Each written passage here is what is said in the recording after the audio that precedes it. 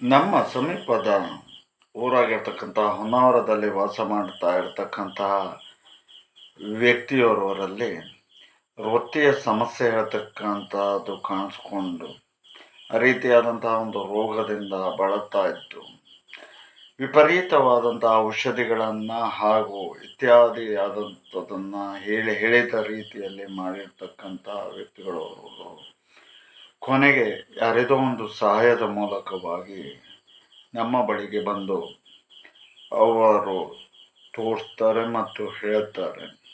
ಅದನ್ನು ಪರಿಗಣಿಸಿ ಅದಕ್ಕೆ ಸಂಬಂಧಪಟ್ಟು ಇರತಕ್ಕಂಥ ಒಂದು ದೈವಿಕವಾದಂತಹ ಶಕ್ತಿ ಇರತಕ್ಕಂಥದ್ದನ್ನು ತೆಗೆದುಕೊಂಡು ಅವರಿಗೆ ಹೀಗೆ ಮಾಡಿ ಅಂತ ಹೇಳೋದಾಗಿ ಹೇಳುತ್ತೇವೆ.